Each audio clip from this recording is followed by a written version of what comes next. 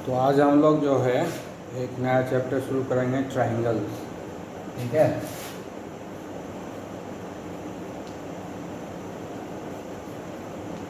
ठीक है, तो ट्राइंगल्स चैप्टर में हम लोग जो पढ़ेंगे according to syllabus. So first क्या है, हम लोग पढ़ेंगे कॉन्ग्रुएंट फिगर।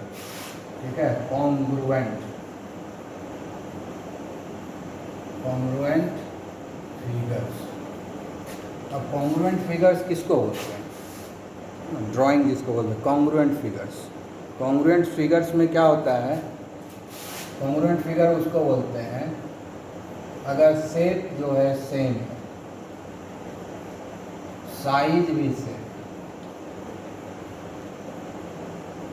शेप और साइज दोनों ही अगर सेम है, कोई भी 2 फिगर 3 फिगर 4 फिगर जितना भी लेना हो, अगर सभी का शेप भी सेम है और साइज भी सेम है तो उसको हम लोग बोलते हैं कॉन्ग्रुएंट फिगर्स। मतलब क्या हो गया कि uh like, if the figures are uh like 100% identical. Uh like मतलब 100%, ए लाइक मतलब क्या हुआ? Identical. Identical means 100% same, 100% same हो गया। शेप एंड साइज दोनों ही इक्वल हो गया। जैसे कि ये देखो, ये हुआ और ये हुआ, ये दोनों जो स्ट्रेट लाइन है, दोनों का शेप सेम है, साइज भी सेम है। देखो, इसका लंबाई इसका लंबाई दोनों का सेम है, इसलिए ये कॉन्ग्रुएंट हुआ। ठीक है। अब जैसे हम ऐसे लेंगे, है ना, ऐसे लेंगे, ये भी कॉन्ग्रुएंट हुआ क्योंकि सेम जो है दोनों का लेंथ है। अगर ये ऐसे है और ऐसे है लेकिन दोनों का लेंथ सेम है ना, दोनों का लेंथ, अब ये दोनों का लेंथ जो है सेम है, ये दोनों लाइन जो है कॉन्ग्रुएंट हुआ। शेप भी सेम है, लेंथ भी सेम है। ठीक है। उसी तरह से जैसे ये एक सर्कल है और ये एक सर्कल है, दोनों का रेडियस अगर सेम है, दोनों का रेडियस सेम है, तो रेडियस जब सेम होगा तो सरकमफ्रेंस भी सेम होगा। तो ये दोनों क्या हो जाएगा? कॉन्ग्रुएंट। अगर दोनों का रेडियस क्या हो जाए? आर ही रहे, दोनों का रेडियस आर है, तो दोनों का डायमीटर डी होगा, तो दोनों का सरकमफ्रेंस भी सेम होगा। तो ये दोनों का शेप तो सेम है ही, साथ साथ उसका साइज भी सेम है, इसीलिए ये कॉन्ग्रुएंट हुआ। ठीक है। अब हम लोग लेते हैं ये। ठीक है, ये एक ट्रायंगल है और दूसरा ट्रायंगल हम यहाँ लेते हैं। ठीक है। अब इसमें क्या है? ये जो है इसके इक्वल है, ये जो है इसके इक्वल है और ये वाला जो है इसके इक्वल है। तीनों साइड इक्वल है, तीनों साइड जो है इक्वल है दोनों ही ट्रायंगल में। इस ट्रायंगल का ये इसके बराबर है, ये इसके बराबर है, ये इसके बराबर है, तीनों साइड इक्वल है, कॉरस्पॉन्डिंग साइड्स आर इक्वल। ये दोनों ट्रायंगल जो है कॉन्ग्रुएंट हुआ क्योंकि दोनों का शेप तो सेम है ही, साथ साथ दोनों का साइज भी सेम है, इसीलिए ये कॉन्ग्रुएंट हुआ। शेप और साइज दोनों अगर किसी भी फिगर का सेम हो तो वो कॉन्ग्रुएंट होता है। ठीक है। अब हम लोग पढ़ेंगे सिमिलर फिगर्स। ठीक है, अब हम लोग पढ़ेंगे सिमिलर फिगर्स। सिमिलर फिगर्स क्या बोलते हैं? शेप तो सेम होता है लेकिन साइज डिफरेंट होता है। साइज क्या होगा? डिफरेंट होगा। ठीक है। ए लाइक आइडेंटिकल ये नहीं होगा, है ना। साइज जो है डिफरेंट होगा लेकिन शेप सेम होगा।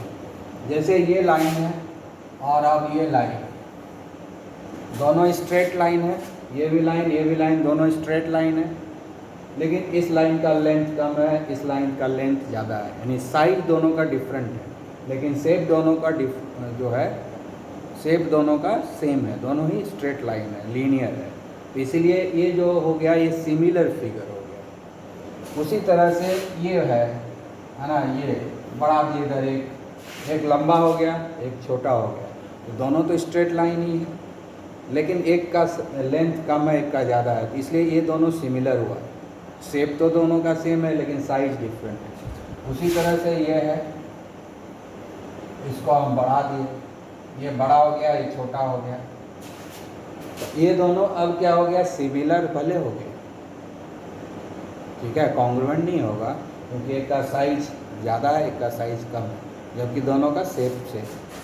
उसी तरह से ये एक सर्कल हुआ और ये एक सर्कल हुआ, दोनों का रेडियस डिफरेंट है ना। इसका रेडियस मान लो स्मॉल आर है, इसका रेडियस कैपिटल आर है, इसका डायमीटर डी है, इसका कैपिटल डी है, तो दोनों का रेडियस डिफरेंट है, तो दोनों का सरकमफ्रेंस भी डिफरेंस होगा, इसलिए दोनों का साइज डिफरेंट है, लेकिन शेप दोनों का सेम है, दोनों सर्कुलर है, दोनों का शेप जो है सेम है क्योंकि दोनों सर्कुलर है, इसलिए ये सिमिलर हुआ। ये दोनों क्या हो गया, सिमिलर हुआ, कॉन्ग्रुएंट नहीं हुआ, सिमिलर हुआ। उसी तरह से हम ले लेते हैं एक ट्रायंगल ये है, दूसरा ट्रायंगल ये है, दोनों का शेप तो सेम है लेकिन साइज डिफरेंट है।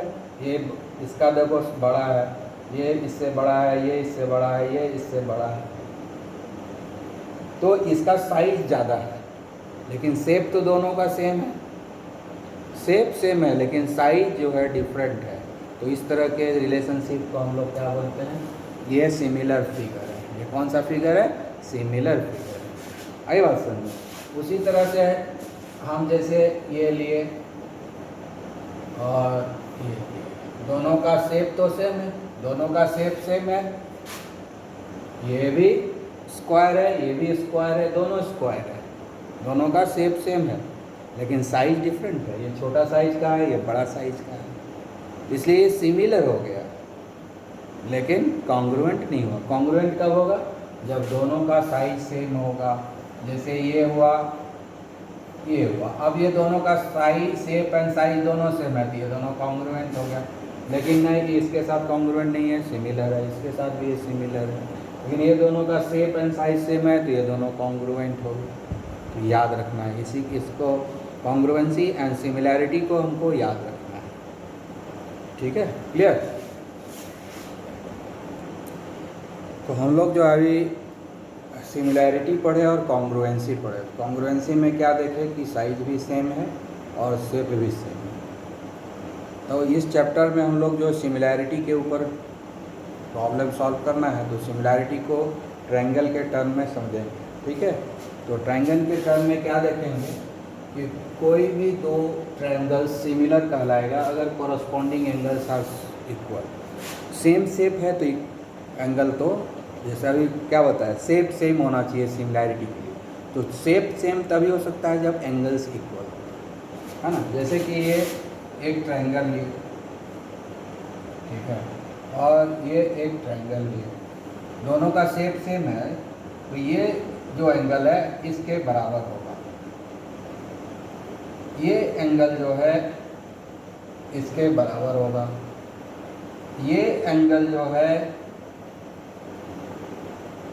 इसके बराबर, इसीलिए दोनों का शेप जो है सेम है। दोनों का शेप सेम तभी होता है जब कॉरस्पॉन्डिंग एंगल्स इक्वल होता है। ये इसके इक्वल, ये इसके इक्वल और ये इसके इक्वल, तीनों कॉरस्पॉन्डिंग एंगल इक्वल है तो शेप सेम हो गया, ठीक है। लेकिन साइज डिफरेंट है, साइज डिफरेंट है, साइज जो है डिफरेंट है, सिमिलर ट्रायंगल कहलाएगा क्योंकि तीनों एंगल जो कॉरस्पॉन्डिंग एंगल्स तीनों इक्वल है, ठीक है। तो पहला statement corresponding angles are equal. Shape किसी चीज़ का सेम तभी हो सकता है जब कॉरस्पॉन्डिंग एंगल्स इक्वल होगा। कॉरस्पॉन्डिंग एंगल्स अगर डिफरेंट होगा तो शेप जो है सेम नहीं हो सकता है। तो चूँकि शेप दोनों सेम है तो कॉरस्पॉन्डिंग एंगल्स इक्वल होगा। इसलिए हमको समझ जाना है कि अगर कॉरस्पॉन्डिंग एंगल्स तीनों सेम हो जाए तो उसका जो है सिमिलैरिटी होने का चांस है, सिमिलर ट्रायंगल्स होने का चांस है।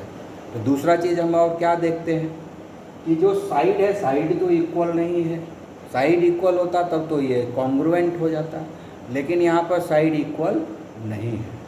तो क्या रिलेशन हो सकता है इस दोनों के बीच में, तो बोलता है कि कॉरस्पॉन्डिंग साइड का जो रेशियो है ना, वो है ना, कॉरस्पॉन्डिंग साइड्स आर प्रोपोर्शनल, मतलब ये छोटा है कि इसके मल्टीपल में ये होगा, ये छोटा है जिसके मल्टीपल में ये होगा, ये छोटा है जिसके मल्टीपल में ये होगा।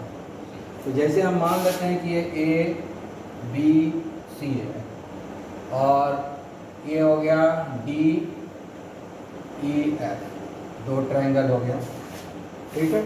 तो कॉरस्पॉन्डिंग जो होता है ना, प्रोपोर्शनल होता है, यानी जो हम इसका इसके साथ रेशियो, इसका इसके साथ रेशियो निकालेंगे, सब रेशियो इक्वल हो जाएगा। मतलब क्या होगा कि ए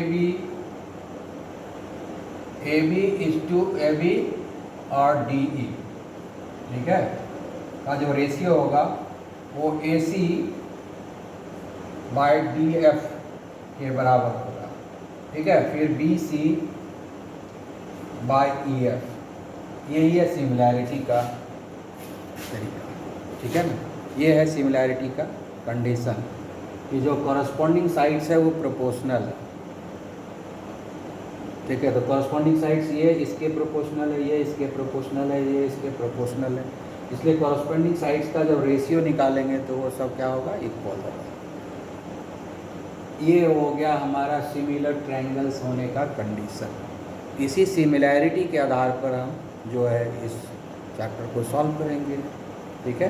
तो इसमें हम लोग सबसे पहले लेंगे, है ना, थेल्स थ्योरम को पढ़ेंगे, उसके बाद फिर आगे हम लोग सॉल्व करेंगे, ठीक है।